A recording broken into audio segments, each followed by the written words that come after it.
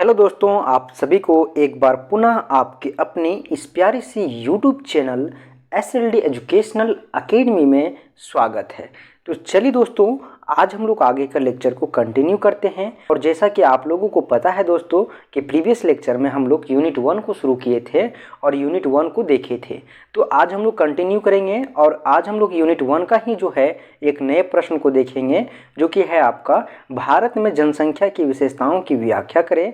और साथ ही साथ दोस्तों, भारत सरकार की जो जनसंख्या नीति है उस जनसंख्या नीति के बारे में विवेचना करना है। यानी एक साथ आपको 2 प्रश्न पूछा है। तो देखिए इसका सही उत्तर क्या होगा और जब ये एग्जाम में आएगा तो इसका सही उत्तर हम लोग किस प्रकार से लिखेंगे।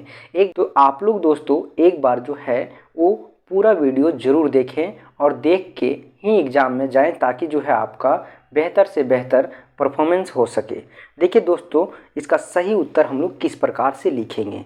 जनसंख्या की दृष्टि से संसार में भारत का स्थान चीन के बाद दूसरा है। ठीक है, जनसंख्या के अगर दृष्टि से भारत देश को अगर देखा जाए संसार में जो है वो भारत का जो स्थान है वो चीन के बाद दूसरा है। ठीक है, ये जो आपको आंकड़ा बताया जा रहा है, जो आपको डाटा बताया जा रहा है, ये डाटा है आपका 2011 की जनगणना के अनुसार। ठीक है, 2011 में जो जनगणना हुआ है उसी जनगणना के आधार पे आपको बताया जा रहा है कि भारत जो है वो संसार के दूसरे स्थान पे आता है जनसंख्या के दृष्टि से। ठीक है, देखिए आगे क्या बोल रहा है। भारत का भू क्षेत्र लगभग 2.4% है। ठीक है, लेकिन यहाँ पे रहने वाली जो जनसंख्या है वो समस्त विश्व की जनसंख्या की 17.5% है।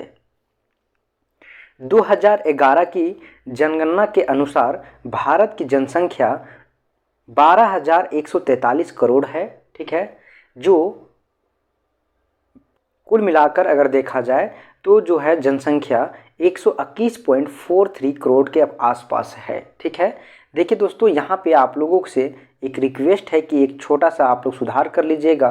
ठीक है, यहाँ पे देखिए 2011 के जनसंख्या के जगह पे जनगणना होगा। ठीक है, तो इस प्रकार से आप लोग कुछ सुधार कर लीजिएगा, टाइपिंग मिस्टेक हुआ है। अब आगे हम लोग देखते हैं। यह तथ्य इस बात को स्पष्ट करते हैं कि भारत में जनसंख्या की अत्यधिक दबाव है। ठीक है, भारत में जो जनसंख्या का दबाव है, प्रेशर है, वो अत्यधिक है। ठीक है, स्थिति कितनी विकट है इसका अंदाज़ा इस बात से आप कर सकते हैं कि वर्तमान में भारत की राष्ट्रीय आय जो है वो कुल विश्व आय के 1.2% है। यानी कि जो भारत का राष्ट्रीय आय है वो कुल विश्व की यानी वर्ल्ड इनकम अगर देखा जाए, टोटल वर्ल्ड इनकम और इंडिया का जो इनकम है उसका अगर देखा जाए, कंपेयर किया जाए, तो जो इंडिया का है वो 1.2% से भी कम है। ठीक है, यानी कि 1.2% से भी कम है।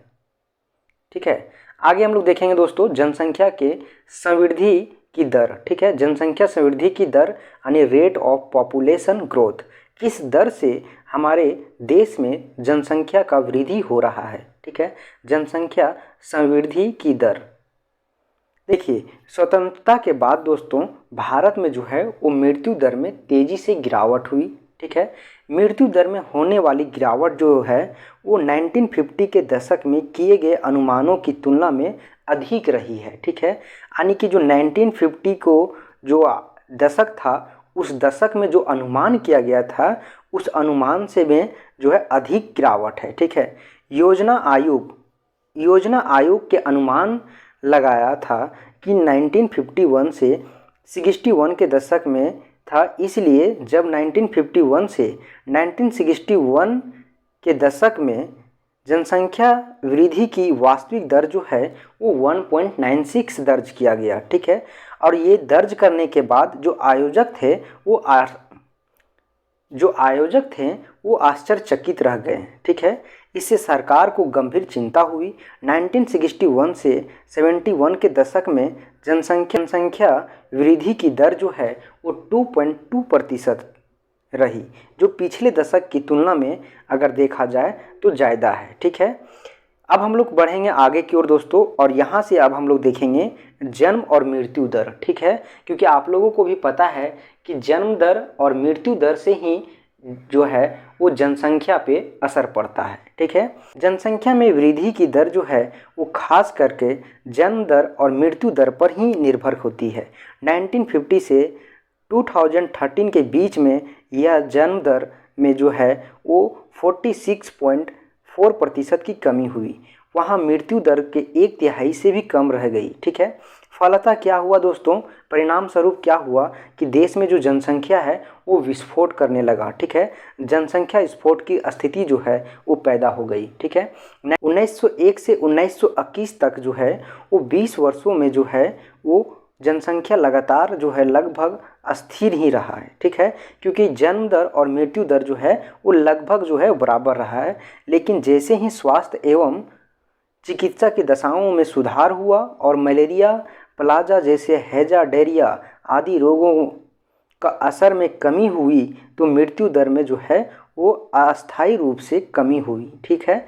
पिछले 7 दशकों में बाल रोगों में कमी हुई, जहां 1916 से 1920 में जो है शिशु मृत्यु दर 218 प्रति हज़ार थी, वहीं जो है 2013 से घटकर 40,000 प्रति रह गई है, ठीक है। तो इस प्रकार से हम लोग ये प्रश्न को देखें दोस्तों, हमारे साथ कंटिन्यू बने रहे। आगे आपका एक प्रश्न था, इस प्रश्न में 2 प्रश्न पूछा था, जिसमें आप लोग एक पार्ट को देखें, ठीक है। नेक्स्ट पार्ट को हम लोग अगली वीडियो में कंटिन्यू करेंगे, तो हमारे साथ कंटिन्यू बने रहें।